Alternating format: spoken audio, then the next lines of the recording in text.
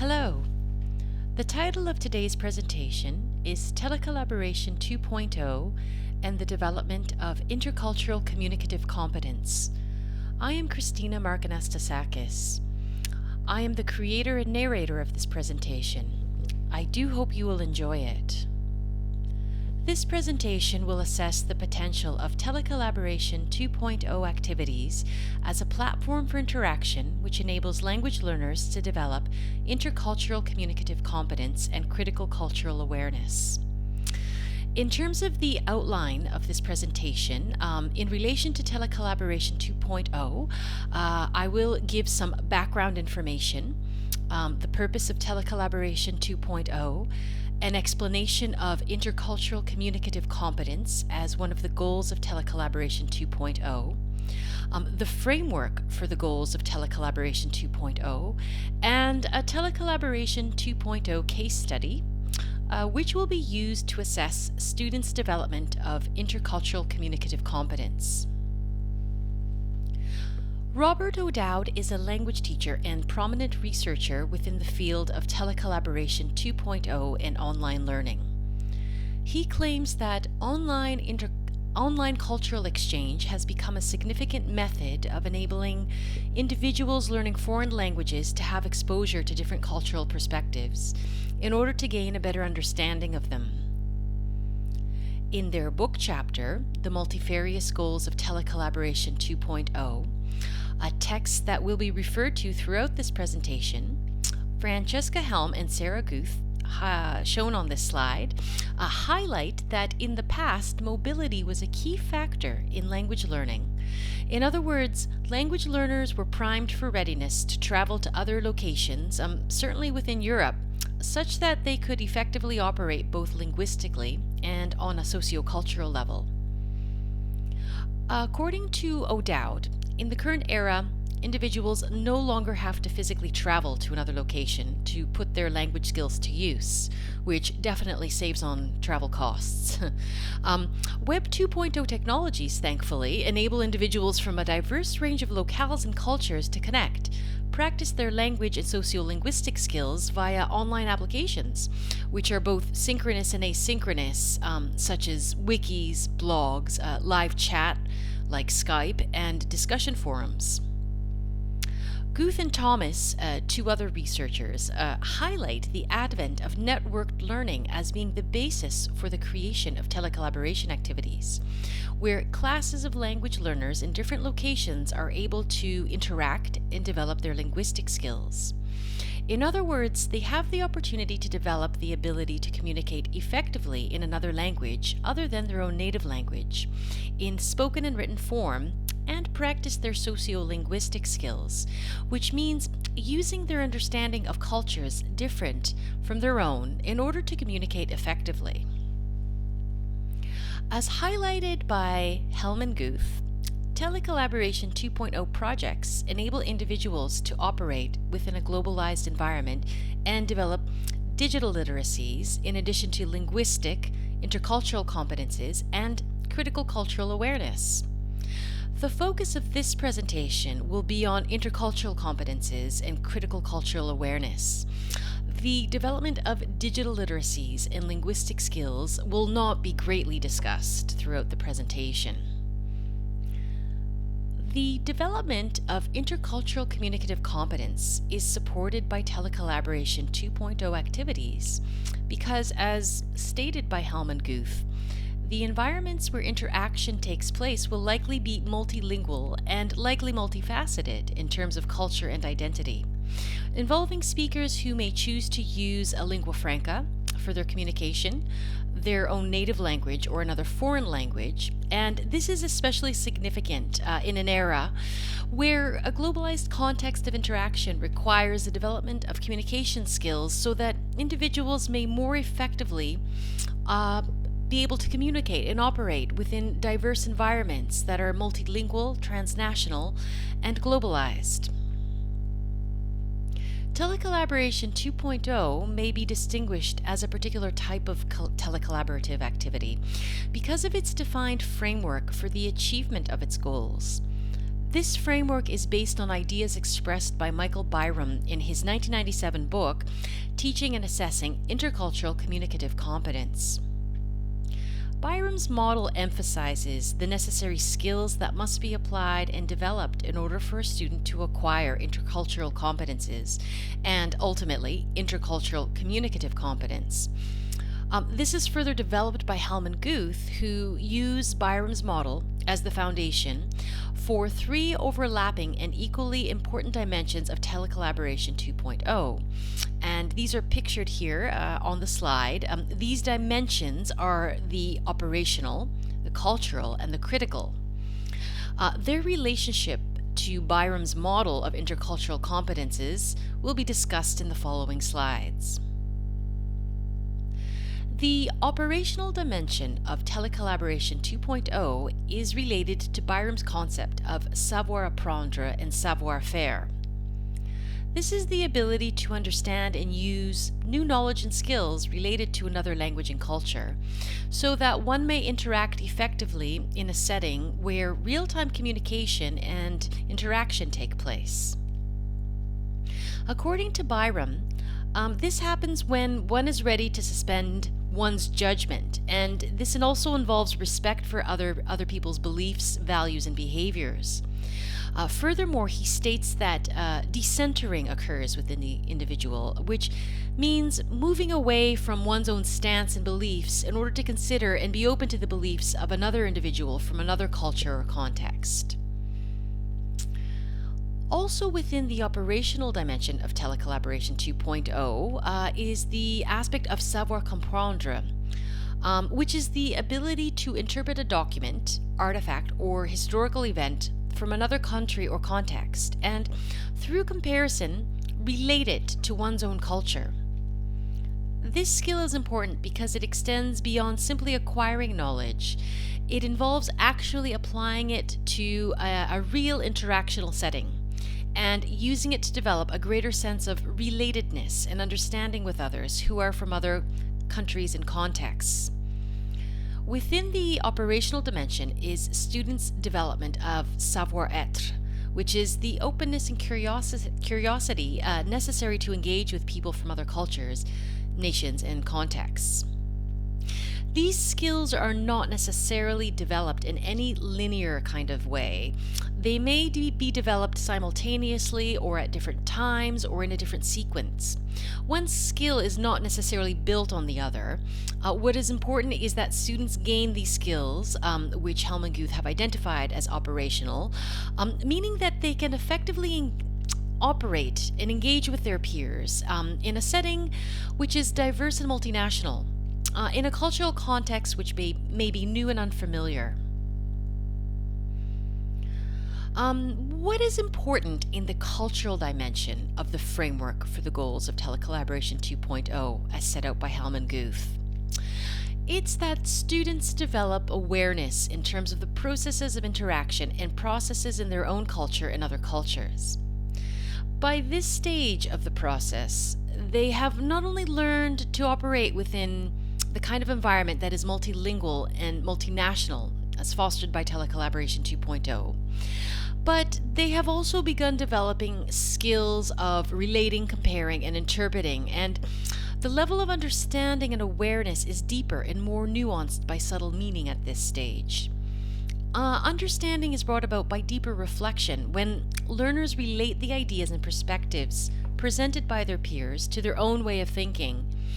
Also, they may start to understand cultural norms and belief systems through a process of interpretation, where they reflect on the foundation and origin of these norms and belief systems, and try to understand them in this way.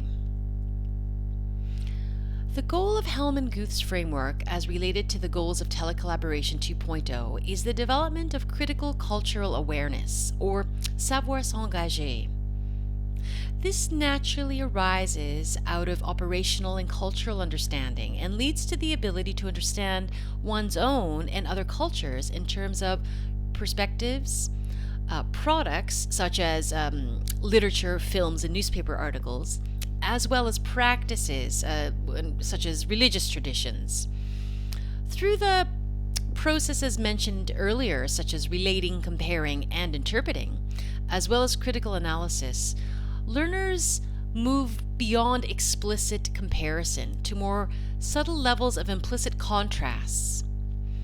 This may give rise to an understanding of underlying belief systems and ideologies, and may engender in students a desire to explore their origins. One result of this understanding may be a shift in a learner's perspective about other belief systems, social norms, and cultures. In other words, one result of gaining critical cultural awareness is not only gaining greater knowledge and understanding of other cultures, but it could lead to a change in how one sees and engages with cultures that are very different from one's own. However, Hellman Guth emphasized that an intercultural speaker is neither expected to adopt a culturally neutral stance, nor take on the ideology of one's interlocutor. In other words, changing one's perspective doesn't mean adopting a different set of beliefs and values. It simply means reflecting on it from a different perspective based on one's newfound knowledge and understanding. It is important to mention that it's crucial for participants of telecollaboration projects to possess a certain degree of self-awareness and be prepared to examine their own points of view in the process of interaction. A learner participating in a telecollaborative exchange should be able to understand his or her own ideological perspectives and, furthermore, be prepared to make explicit reference to them when engaging in contexts involving intercultural communication. And the importance of this self-awareness is that if a learner already knows and understands his or her own perspective, he or she is then able to identify changes in their perspectives. So, the nonprofit organization Solia designed and established a telecollaboration project called the Solia Connect program, with the aim of developing intercultural awareness in students through dialogue between them. And the focus was to develop intercultural awareness between students in the West and students in the Arab and Muslim world. According to Hellman Guth, this program is in keeping with the goals of Telecollaboration 2.0 and furthermore supports the development of critical cultural awareness. Marta Guarda, an academic researcher who studied the development of intercultural communicative competence within the Solia Connect program in 2012 and recorded her findings in an academic research paper, studied the participation of postgraduate students of Padova University in Italy. And she highlights a number of key factors enabling the development of intercultural communicative competence in this Telecollaboration 2.0 project.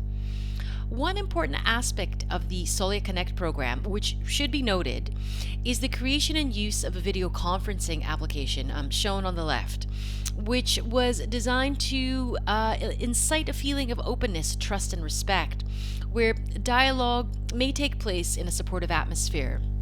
Now, I may have said earlier I wasn't going to greatly discuss digital literacies, but it's very important to mention this video conferencing application because it does support the certain qualities that are going to be developed or should be developed within the range of intercultural competences. And as you can see on the slide, the application interface places participants in a circle around a central chat box, such that they can see each other's nonverbal responses and facial expressions in real time.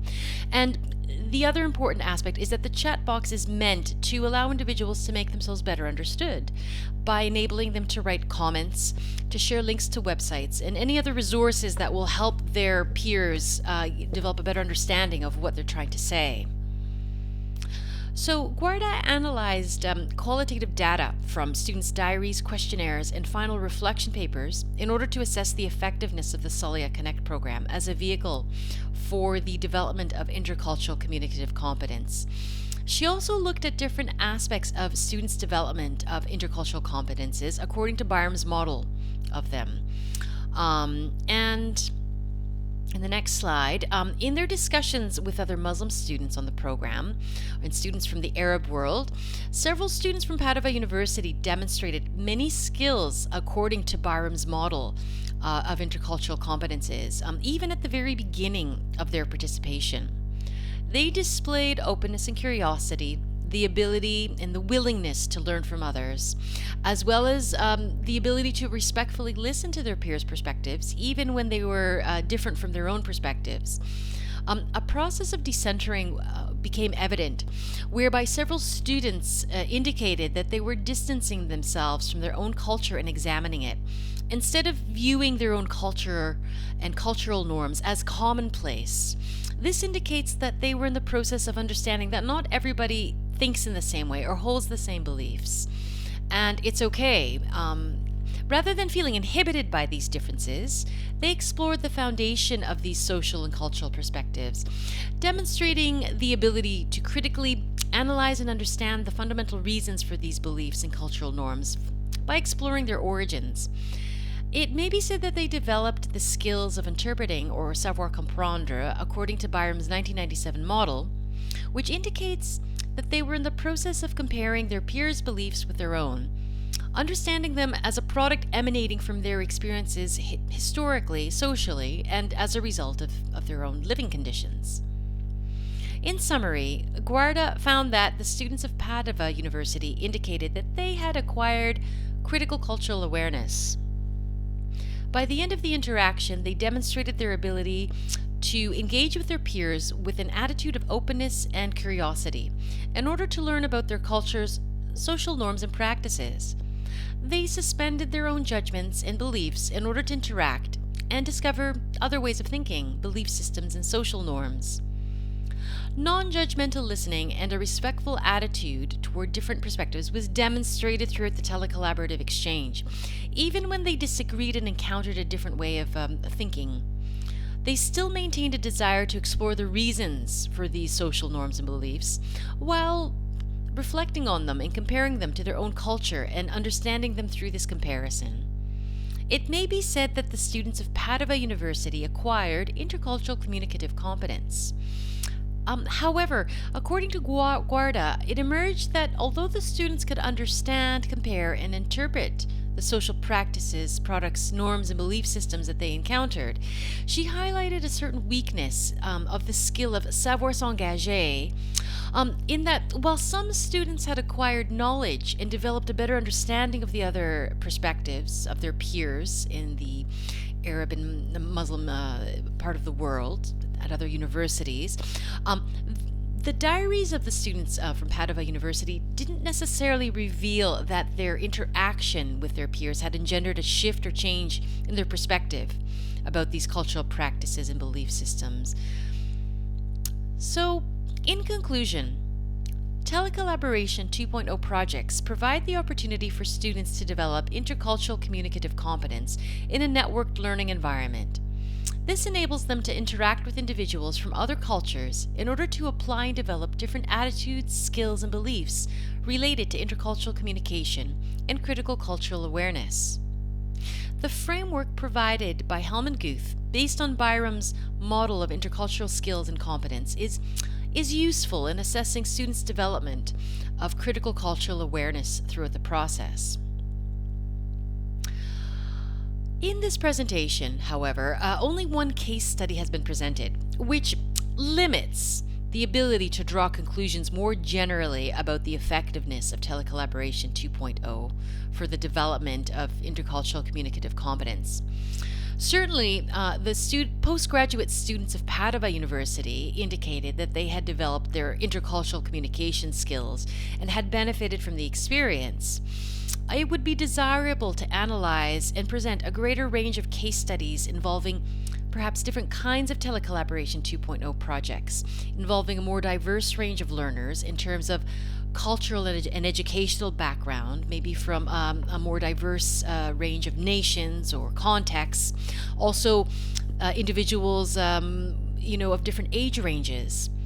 Also, the Solia Connect program is a particular kind of Telecollaboration 2.0 project involving a video conferencing application and dialogue which occurs in real time, so it's a synchronous type of telecollaboration project. It would be interesting to assess the development of intercultural communicative competence in a blended telecollaboration environment, using not only synchronous tools as has been used here in the Solia Connect project, but also asynchronous Web 2.0 applications. So there is a strong indication that Telecollaboration 2.0 is an effective method for the development of language learners' intercultural communicative competence, but more research in this area is undoubtedly required. Thank you for listening. Here are my references.